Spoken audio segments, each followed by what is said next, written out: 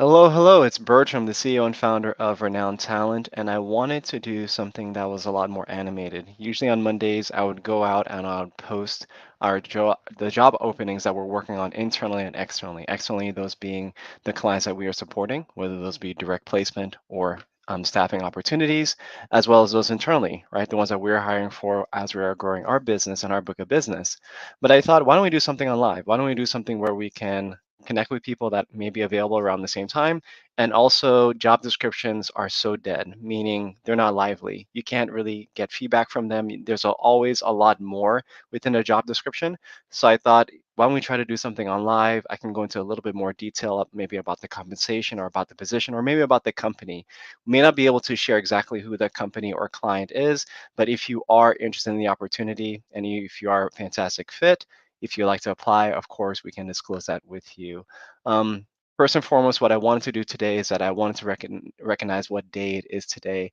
Today is September 11th, back in 2001. Our lives changed forever. I remember being in high school when the first plane hit. We turned on the TV, we saw the second plane hit, and I remember my English teacher at the time, Miss Reynolds, she told me, Bertram, you have no idea how our lives have changed. Growing up in the 80s, it was always Steven Seagal, Chuck Norris, and all of these guys like having kung fu and, like going against a terrorist, right? I didn't even necessarily know what a terrorist was until terrorist struck us at home. So, I want to send my heart out to anyone that was affected by 9/11. Of course, those who have fought for us, and the soldiers, warriors, commanders. Our government has in the military that have served over there in the Middle East, and those who are going against the threats that we happen to not see every day. Probably these days there's a lot more cyber, right, and ransomware and that kind of stuff. But I'm also talking about the real life threats. Um, One of the things that I definitely remember over the last decade or so, hearing about everything that goes on in the Middle East, it's a lot more complicated than we all would realize. So just wanted to recognize, 9/11 did happen. And of course, we don't just want to talk about jobs and opportunities because today is a day for some people, they're going to be somber, they're going to be down, they're going to be thinking about the loved ones that they might have missed. So we definitely don't want to take or miss that and don't take that into account. I do see that we have a few folks in the chat. Thank you so much for jumping on board. And let's go ahead and let's jump into more about the opportunities. Okay, cool. So today, the current opportunities that we are going to review would be for a healthcare recruiter. This is for somebody that would have staffing experience, and I'll go into a little bit more detail about that. I know I am probably more renowned and well known for the coding positions that we are usually able to work on. I don't have any coding positions open yet, but you can always go to our careers page. We have evergreen positions. Evergreen positions for a company would be the ones that they have posted because they have a really good skill set that most of their clients hire for. So we do have evergreen postings for physician coders, inpatient, outpatient, and ED coders. I think we even have cancer registry and case managers on there as well.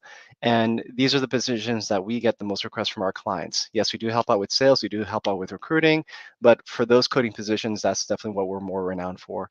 So if you happen to be, let's say, currently available or going to be available, or you're just open, or if you want to get on our list, I would encourage you to apply to those evergreen positions.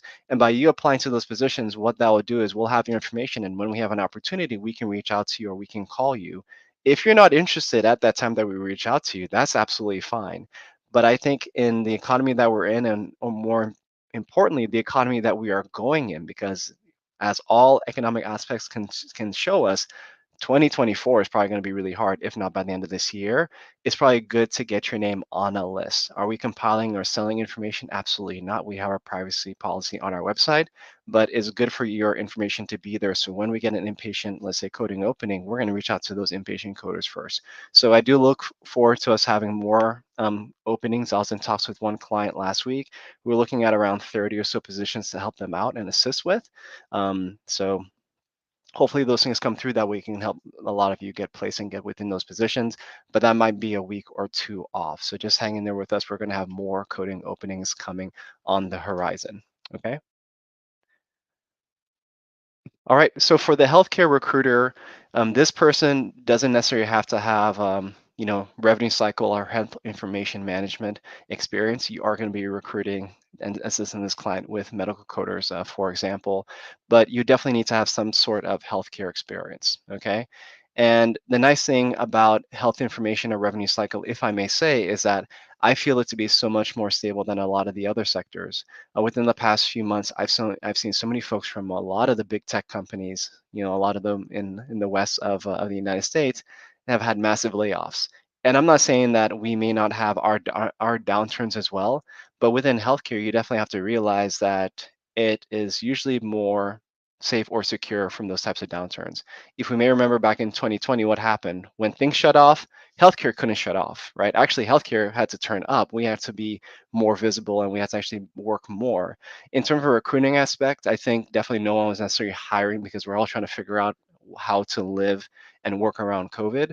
But it's definitely a very secure place. When I first got started in my career, I recognized that maybe the marketing or things that I wanted to do may not be as secure in economic downturns because we have those every 10 or so years. So I wanted to get in healthcare. And once I got in, I'm still here many years later. You definitely need to have cold calling and relationship building experience and not only meet KPIs, but surpass KPIs, so these key performance indicators. The reason being is because this is a small team and they have a lot of opportunity. They're also adding on a new salesperson to help them get additional medical coding roles. That person will take time to ramp up, but they would love somebody to come in and knock out some opportunity, knock out some roles, get some jobs filled, so also they can start building a pipeline for future opportunities and future clients that they're going to be working with. So you're going to be a part of a smaller team. I'm not talking 15, 20. I've been a part of that as well. Not that size, probably definitely in the single digits, but they're building their team from the inside out. Okay. Of course, it's not just about us doing our jobs very well. They're looking for somebody that works very well. Sorry, with their coworkers, with operations, with their salespeople. Um, in the staffing world, I've definitely seen how we within our functions can be very siloed. And hey, I'm just working on my people, I'm working on my desk, but it has to be a lot more than that. You have to work well with people. You have to figure out how. Let's say there's a role that requires, sorry, some special training, special on-site training, whatever the case may be. How can you get that remote person to fill that role? Can you talk them into that? It's not about going against somebody's will or selling per se, but it's about, hey, if your goal is, and I did this a lot, if your goal is to be a remote coder, this client only requires you to be on site for 1 week. A lot of coding roles do not require on-site travel, but I'm just talking about the nuances within every position. And for me, that's actually how I got my very first placement. I knew this person on my team. She was fantastic. And I was like, hey, I have this person. Her name was Chris. And like, Chris is fantastic. How can we get her started? Because I knew once Chris got started with our company, she would also get first dibs on any opportunity that would come in the future. There was a 3 week on-site opportunity in the North Midwest in the middle of winter, and she went out there for 3 or so weeks and she knocked it out. Fantastic thing came to find out is, as I said, that person I was working with at my work internally had a lot of remote job opportunities. She got the next one that was coming up, and she worked with that client for such a long time. That client came back to us and bought out her contract. They're like, hey, we love Chris. We want Chris to work with us. We want her to be internal. She's been with you guys and we've been paying for her services for so long. Let's buy out her contract. And they bought out her contract. And the way that I look at it, that all wouldn't have happened if I, as a recruiter, didn't present the opportunity and if we couldn't work together on the nuances of the opportunity to get her placed and get her started to work with us. And it was fantastic. And probably the greatest thing about this opportunity compared to other roles that I see out there in the market is that this is one that you're going to be building a book of business. So as a recruiter, you can get paid base salary essentially, right? And just be thankful that you're keeping your job, or you can get commissions or you can get bonus on top of that. Okay, so we're just going to talk about commissions because usually a bonus is tied to a company or team overall performance and it's a straight amount. But a commission is usually based upon a variable of how many people, for example, as a recruiter, that you may bring, sorry, people that you may bring on board. So for that, this is a fantastic opportunity because you're going to be getting paid a percentage on GP or gross profit. So as a recruiter, they really want you to hire the best people and keep them working because that's going to help you also generate more income for yourself and more for the business. Where they're not looking for one-hit wonders. Not saying that they're not going to have those, or let's just say a very short-term contract that you can also place, but it's going to be a fantastic opportunity for you to work with the company as long as your coders and the people that you bring on board the company are doing well, you're also going to be doing well financially. And a lot of companies, especially in the last 10 years, have gone away with the GP scale. Or they would only have, let's say you start out on base salary, and as you build your book of business, your salary goes away and you're just based on your commissions, right? But this one, they're keeping your base salary as well as commissions. So this is a fantastic opportunity. Um, for this or any opportunities that we may have with Renown Talent or any ones that you see on our website, feel free to apply on our website. So that's Renown Talent /careers, or you can email your resume to info@renowntalent.com, and feel free to direct message, and mail message me. If you see me, I don't know, on Facebook, send me a message. I'm on there as well sometimes, and feel free to shout out and just raise your hand. The nice thing about this opportunity is that I know the client who's hiring, I know the position that they're in, and I'm telling you, if I wasn't with my own firm, it's definitely a position that I would consider. Because with these type of opportunities, especially at the level that they're on, they're not as, I would say, infancy within their business. They're actually a really big business. A company as a whole, as a parent company as a whole, makes over 100 million dollars a year. Like they're doing very okay, right? But their health information team is a little bit smaller, but they're going to get there. They have the right management in place, they have the right team members in place, and they're just trying to find and add on the additional ones. Okay, so thank you so much for tuning into this career report. I'm looking forward to doing this more often.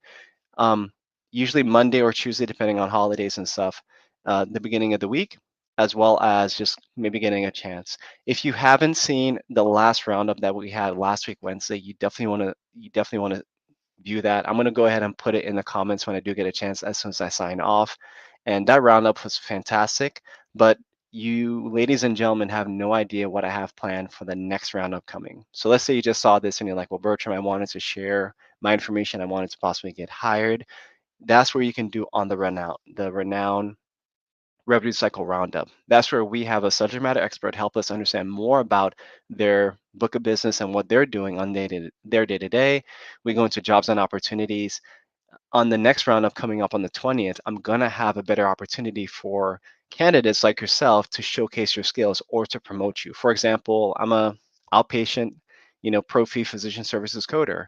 I'm looking for an opportunity. I'm going to take the information that you're going to put in our comments and I want to promote you. So, recruiters and hiring managers can see that. So I'm looking forward to do that.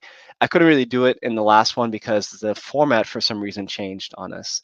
Um, I wanted it to be more almost, how can I say, well spaced, name, title, but what the comments did for us, they put everybody almost in paragraph form. So it's almost really hard to see. So we have to figure that out by the next one we're going to have on the 20th, but I'm looking forward to it. And every roundup that we have, every of these live sessions that we do, it's a really good learning experience. And I appreciate each and every one of you for being patient with us as we work through the kinks and just figuring this all out. But I'm telling you, by the end of this year, this roundup and these live streams that we're having are going to be powerful. Just mark my words. And any employers, recruiters, salespeople, subject matter experts, if you get in on this, you're going to be ahead of the curve. That's all I can say. All right. I just want to send some shout outs because I have a few highs and hellos. Definitely don't want to ignore them. Victoria, thank you so much. Victoria, thank you for being our first roundup guest. So I'm going to share a link, as I mentioned, in the comments that's going to show that Victoria helped us understand a lot more about social media, how social media and medical coding can work together from an educational purposes. We also learned about how instructors and teachers of medical coding actually use her videos, and that might even inspire her to create a whole new series just based on that. I think, Victoria, you can just go for gold and have a LinkedIn course on medical coding. What is medical coding and all of that? I mean, you have the technology to do it, and maybe we should recommend you or do something like that. If there's any way I can help you out with that, let me know. But I would definitely and highly recommend you for having something like that. Okay.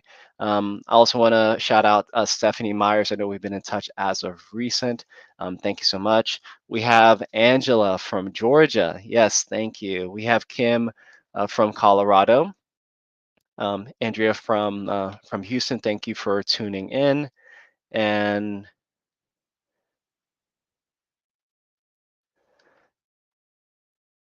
And Kamila, thank you for tuning in. Kamila is her comment is more about when 9/11 happened so long ago. You know, she heard it and she thought it was like fake news, essentially.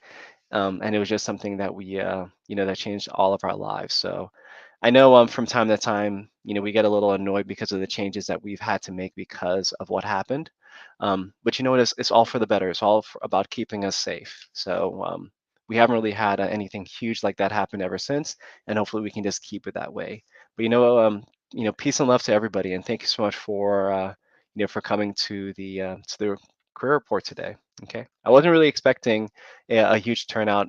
Sandra, thank you for tuning in. Because I did rather schedule it last minute, but you know what? I'm looking to do this, as I mentioned, the earlier of the week, usually on Mondays around this time, 10 a.m. Eastern Standard Time.